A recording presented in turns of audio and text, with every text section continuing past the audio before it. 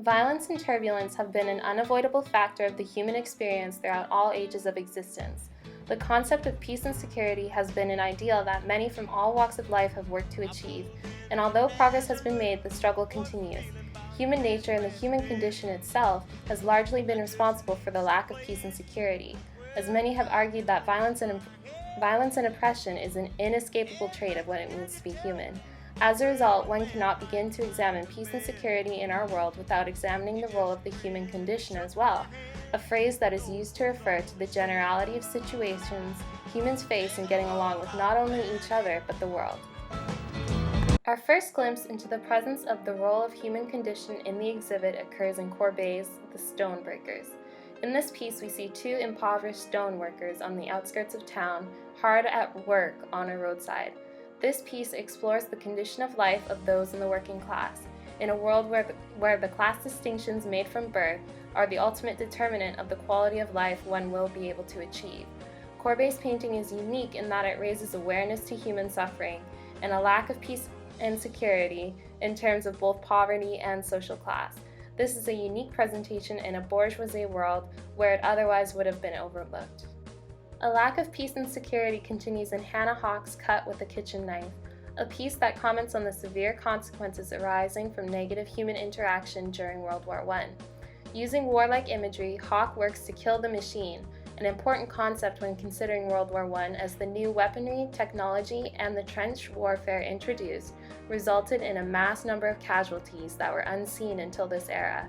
The role of the human condition in this war cannot be ignored, as Hawke incorporates political figures, weaponry, and crowds into a unique composition through a technique known as photomontage. Comment on war continues, taking form in Kathy Kollwitz's Never Again War. Her work is a personal comment on the negative effects of war, as one of its casualties was her son. However, this personal comment is simultaneously a universal comment in the idea that a lack of diplomacy in the human condition can produce not only grief but other powerful emotions as well.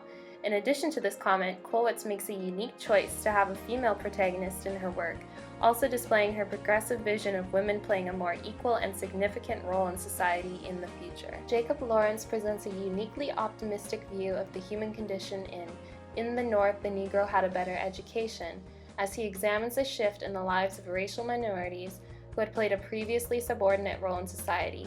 The image depicts three small African American children writing on a chalkboard, their reaching and bright dresses implying a reach towards a brighter future. His piece shows an improvement in the human condition in the lives of the Black community, as a better education is not only a vehicle for success, but also provides equal opportunity. Continuing an exploration of the human condition in America, Dorothea Lange's Migrant Mother, California, provides a looking glass into the impoverished lives of the everyday American during the Great Depression. In this powerful image of destitution, a lack of peace and security is threaded throughout, as the turned heads of the children evoke a strong sense of emotional distress. This powerful image shows how the documentation of the human condition can result in relief, as after the image gained popularity, there was a rush of food aid to California. Perhaps one of the best depictions of a lack of peace and security occurs in Picasso's Guernica, where death and destruction is a direct concomitant of war.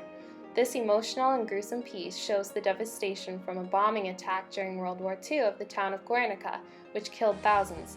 Picasso uses much symbolism in this piece as he shows the losses this action resulted in, whether both cultural or symbolic, as the death of the horse symbolizes the death of the people. The severe consequences of war continues in Maya Lin's Vietnam Veterans Memorial, standing alone in its radical form when compared to that of other war memorials. Her post-minimalist sculpture provides a chronological list of the dead and missing, using granite to create a tombstone, while the monument's submersion in the ground provides a deep grave for those who met their end in the Vietnam War. However, the oppressive nature of the human condition poses other threats that take forms in more ways than just war. The idea that women are inferior to men in society has been a common undercurrent since the early ages of humanity and is confronted by Judy Chicago in The Dinner Party. The piece provides an homage to women in history she felt didn't receive the recognition that they deserved, each piece featuring a different version of the female anatomy correlating to each figure, while using different mediums to represent them. This piece shows human condition in that it evokes a sense of female presence and representation, imploring the viewer to realize the large role women play that is all too often overlooked. Felix Gonzalez Torres' Untitled highlights the aspects of the human condition that society is often too afraid to speak about and confront. His work is unique in that it creates a dialogue about HIV and AIDS through public presentation and suggestive imagery. The piece is one of a kind in that not only does it provide an intriguing visual, but also allows the viewer to create their own inference on what the empty bed truly represents, from love to loss to absence. It is this sense of love or absence determined by the viewer that creates a direct comment on the amount of peace and security in their own personal lives. Or Sculpture with Color provides a comment on the human condition that is more or less all-encompassing, presenting the idea that we are all interconnected and that independence from others can never be truly realized. The red strings represent the tensions and connections between all life forces, while the elemental shape in which they are situated is similar to that of the earth and natural world to which humanity is tethered. This piece kindles the idea in the viewer that the only true way to peace and security is through a mutual respect for each other, and awareness that we are all one part of a cohesive whole.